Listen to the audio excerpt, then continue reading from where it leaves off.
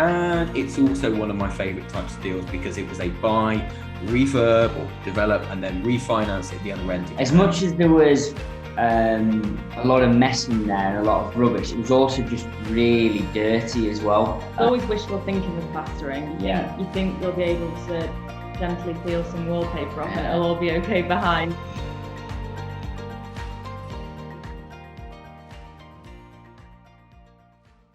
Hi, this is Ant from Your Property Network magazine, and you're probably watching this on our YouTube channel or maybe on Facebook or whatever. And in these videos, we talk and connect to real life property developers and investors and talk through their projects.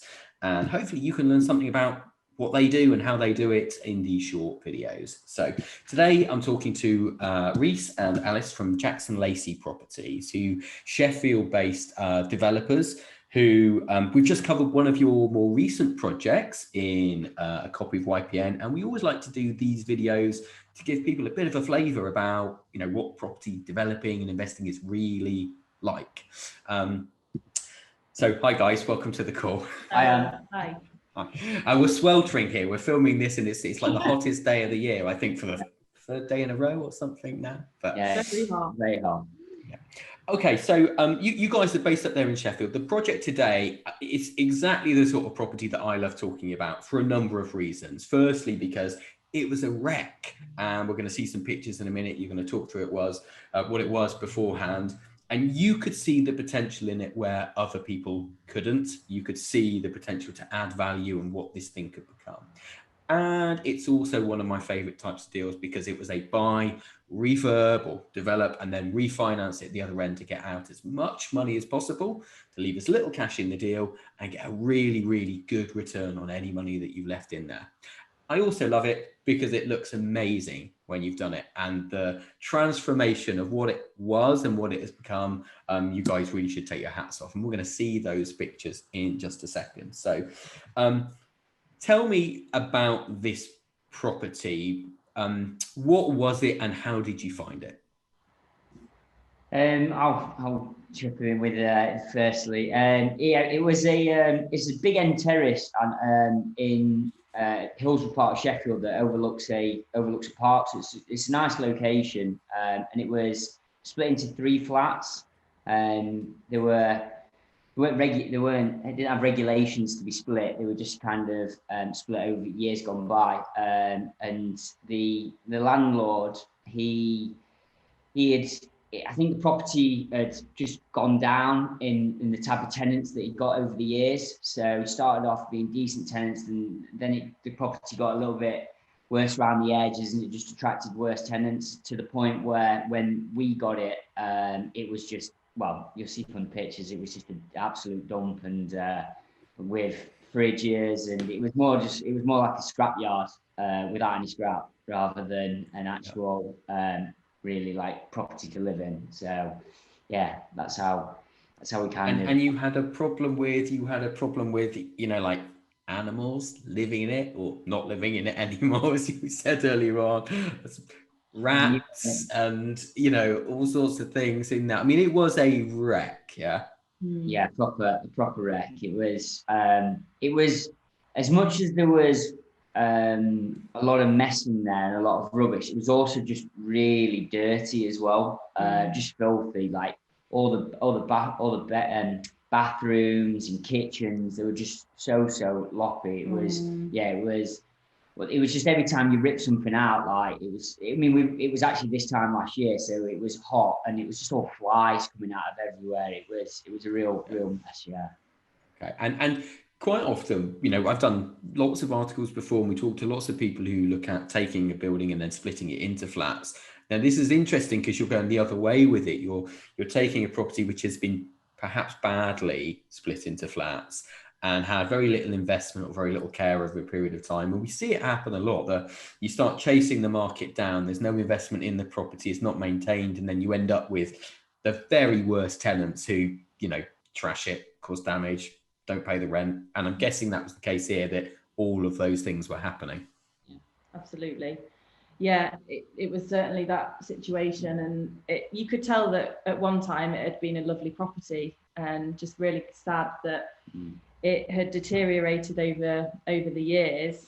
and being left in this state, really. So, and ordinarily we go down the multi-unit line than go to kind of creating one unit.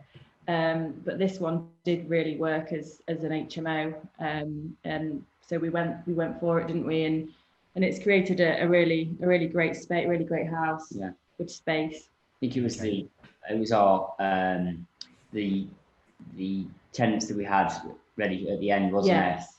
Yeah. We'd already got a corporate client lined up for the property. So that was the other reason we decided to go down this line. It was it's a long-term deal with them. So it made financial sense for us to go down that line. Yeah. Okay, so you knew what they were looking for. You knew the type of property that this particular client was looking for, and you could kind of say, well, this will fit that model, I guess. Yes, that's correct. Yeah, absolutely. Okay. Fantastic. Yeah. So how long, what sort of works did you have to do, and how much did they cost, and how long did that take? Yes. So it was literally like kind of the homes under the hammer, when you start in like in the next 20 minutes, when you leave kind of job. It was pretty much, we got it on I think it's the 12th of July, and due to like lockdown, everything had just been put back. So we actually we had 7 weeks to do it, and it was a big old space, so it needed, like I say, obviously first of all it needed completely emptying. It needed all new, just from the top. We needed to put, because we were going down the HMO route, we had to put more bathrooms in it, so we put 4 bathrooms in it, and needed fully rewire, obviously all the emergency exit, all the lighting, all the smokes, everything, a new heating system. But obviously it was a large house, it needed more of a commercial heating system with the cylinder. It needed fully replastering, which when we first, obviously we couldn't really go round it that often if you were buying it from like an agent, so we weren't able to really see the fully extent of what needed doing, because it was hard getting in. But we just knew, we just kind of took worst case. But the plastering was, we thought we might be able to get away with certain rooms, like on studs, but they were all just wrecked. So we actually ended up just going back to bricking everywhere. So that was the most time consuming, wasn't it? Because it was. It's always wishful thinking with plastering. You think you'll be able to gently peel some wallpaper off and it'll all be okay behind, but that's rarely the case. You've got to allow for the worst case. But you're future proofing it, aren't you? So a bit more money spent now will definitely pay off later on. So let's just talk through some of the financials. So what did you pay for the building, and then how much did you need to spend on it to get it to a finished state? Yeah, so we spent 180 on the purchase, and then we spent 70,000 doing the works. We're quite lucky that our costs are somewhat brought down, because we've got alongside our property development investing company, we actually run like a construction company as well. So we kind of got lads that are with us all the time. So we essentially just, paying wages rather than paying a builder to come and do it. So that helps with keeping the cost down, and also being able to hit the time, because we were just able to just put everybody on it, and just obviously. Yes, it took a lot of work with things like floor joists being rotted, and a load of obviously timber walls going up for the different bedrooms. So we were lucky to have that to be able for the costs and for the time frame, which helped us a lot on it.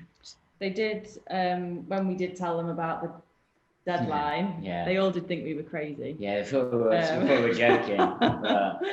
But they were great. Everyone pulled together, and they did a great job. Because it was 12 weeks in total, wasn't it, that you were sort of on the build for? Is that right? No, 7 weeks. 7 weeks. 7 weeks. Yeah, 7 weeks. Yeah. I can see why they thought you were crazy.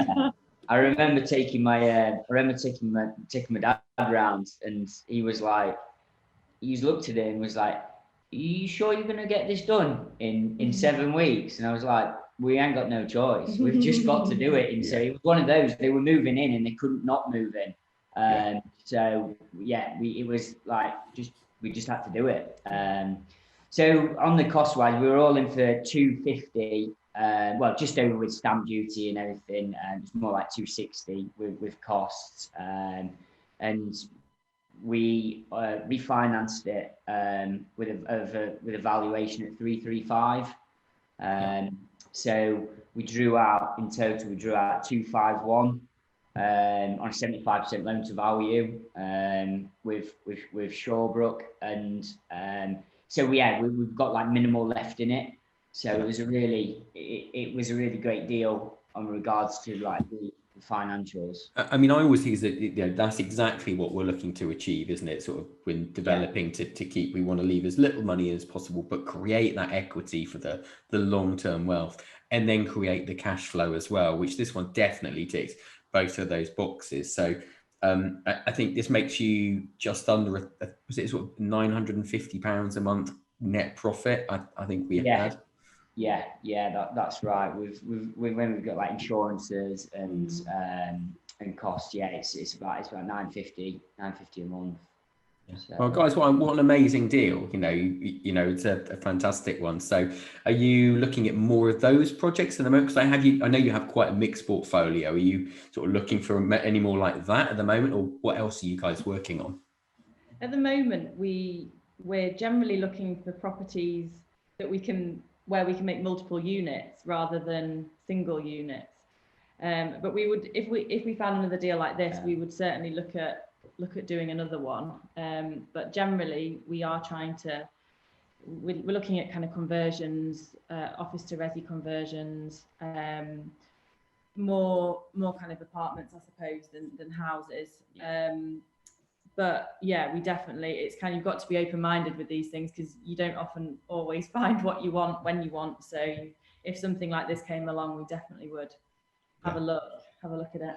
Yeah, we always try and think that it's looking at the project and then seeing obviously what we can do at the back end.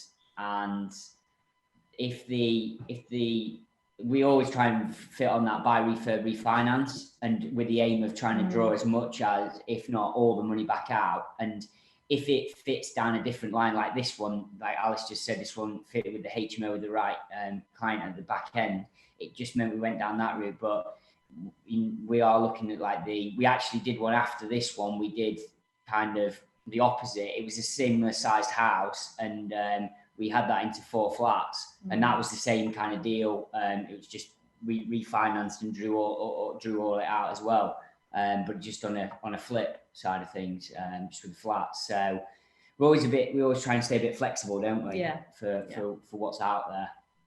Okay, well, guys, it sounds like you've got an amazing business up there. You're taking on some really nice projects. So if people are watching the video, is there a website that we can send them to so they can go and have a look? Yeah, we do have a website. It's www.jacksonandlaceyproperty.com. Okay, fantastic. Well, we can't wait to sort of catch up with you and hear about some more of your projects. I hope you don't mind me saying this. We love doing these interviews because it just demonstrates that ordinary people can achieve extraordinary things in property.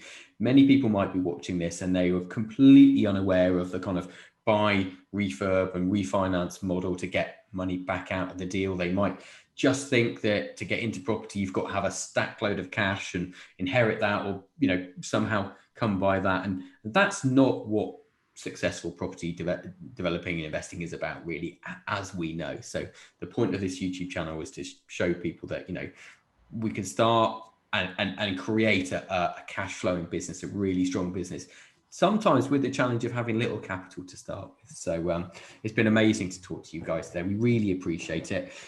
If you're watching this at the moment and you think kind of interested in learning more about property, how property investing and developing works, a good place to start is to start reading Your Property Network magazine. You can get your first copy completely free of charge at yourpropertynetwork.co.uk/subscribe, and you get access to the app and hundreds of hours of these videos and audio recordings with real life property investors, UK property investors who are out there like Rhys and Alice, out there doing it right now and sharing their experience. So thanks, guys. It's lovely to talk to you today, and we look forward to catching up with you again soon. Great. Great Thanks, talk, Anne. Anne. Thank Cheers. you.